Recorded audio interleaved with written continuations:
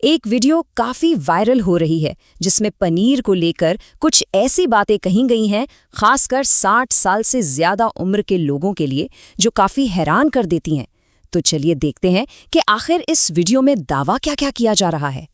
تو سوال یہ اٹھتا ہے، کیا ہمارا پسندیدہ پنیر، جسے ہم اتنے شوق سے کھاتے ہیں، واقعی صحت کے لیے ایک پوشیدہ خطرہ ہو سکتا ہے؟ اسی وائرل ویڈیو کے دعووں کو آج ہم تھوڑا کھول کر دیکھیں گے۔ بنیادی طور پر اس ویڈیو کا مرکزی نقطہ یہ ہے کہ پنیر کی 2 کیٹیگریز ہیں۔ ایک طرف وہ پنیر ہیں جو ان کے مطابق بزرگوں کو چپکے نقصان پہنچا رہے ہیں، اور دوسری طرف کچھ ایسی قسمیں ہیں جو بہتر صحت کی چابی ثابت ہو سکتی ہیں۔ تو ٹھیک ہے، شروعات کرتے ہیں ان 4 قسم کے پنیر سے جنہیں اس ویڈیو میں خطرناک قرار دیا گیا ہے۔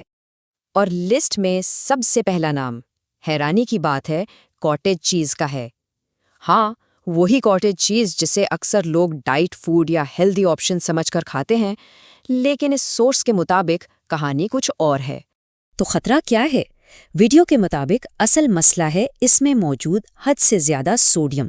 دعویٰ یہ کیا گیا ہے کہ زیادہ سوڈیم والی ڈیری مصنوعات 60 سال سے زیادہ عمر کے لوگوں میں صرف 3 مہینے کے اندر سسٹولک بلڈ پریشر کو 24% تک بڑھا سکتی ہیں، مطلب سیدھا بلڈ پریشر پر اثر۔ اسی بات کو سپورٹ کرنے کے لیے ایک 71 سالہ سلویا کی کہانی بتائی گئی ہے۔ ان کا کہنا تھا کہ جب انہوں نے کاٹیج چیز چھوڑا تو میری سوجن غائب ہو گئی اور میرے نمبرز 6 ہفتوں کے اندر محفوظ زون میں واپس آ گئے۔ یہ ایک کافی اہم نتیجہ ہے۔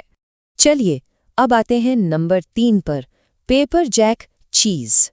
اور اس کو تو ویڈیو میں ٹرپل تھریٹ یعنی 3 گنا خطرہ کہا گیا ہے۔ تو اس کا مسئلہ کیا ہے؟ مصنوعی پریزرویٹیوز۔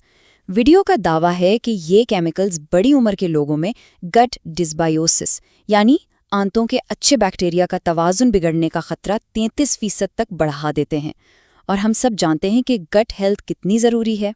اس کے مثال کے لیے فرینک کی کہانی پیش کی گئی ہے۔ ان کے پیٹ میں درد رہتا تھا، لیکن جب انہوں نے پروسیسڈ شدہ مسالے دار پنیر کھانا بند کیا تو صرف 3 ہفتوں میں ان کی تکلیف ختم ہو گئی اور ہاضمہ نارمل ہو گیا۔ یہ عام تکلیف سے نارمل زندگی کی طرف ایک بڑا شفٹ لا۔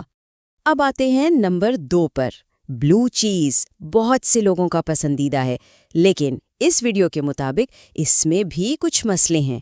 یہاں 2 چیزوں پر فوکس کیا گیا ہے، ٹیرامین اور مائکوٹاکسنز۔ سورس کے مطابق مولڈ سے بنے ہوئے یہ پنیر جسم میں سوزش کو 31% تک بڑھا سکتے ہیں، اور غور کریں، یادداشت میں کمی کی رفتار کو 18% تک تیز کر سکتے ہیں۔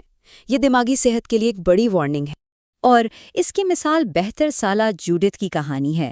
ان کو ایک نیورولوجسٹ نے پرانا پنیر کھانے سے منع کیا، اور نتیجہ صرف 2 ہفتوں کے اندر ان کے سر درد بند ہو گئے اور ان کا موڈ بھی پہلے سے کہیں زیادہ مستحکم ہو گیا۔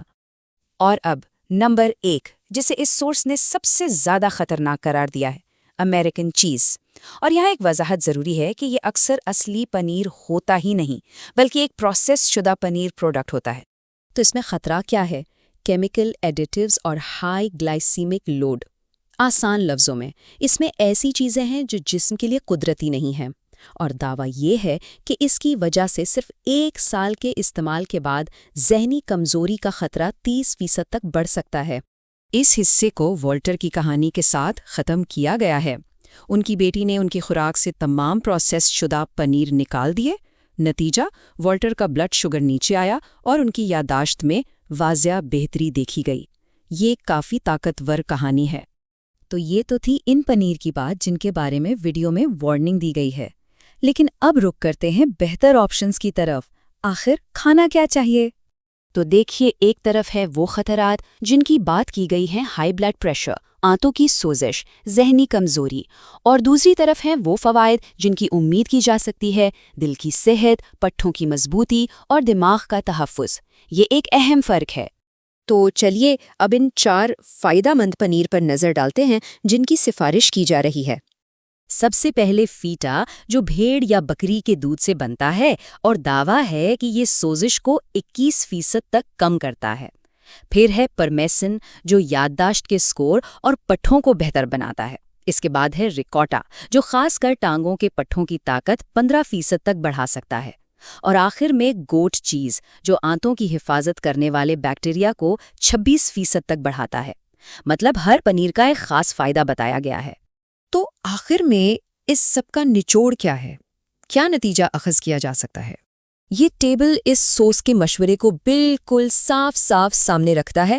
ایک کالم ہے دوبارہ غور کریں گا، جس میں کاٹیج چیز، پیپر جیک، بلو چیز اور امریکن چیز ہیں، اور دوسرا کالم ہے اپنائیں، جس میں فیٹا، پارمیزن، ریکوٹا اور گوٹ چیز کا ذکر ہے۔ تو اس ساری معلومات کے بعد سوال یہ پیدا ہوتا ہے کہ فریج میں رکھے پنیر کو اب کس نظر سے دیکھا جائے گا؟ کیا کوئی پنیر اب پہلے جیسا لگے گا؟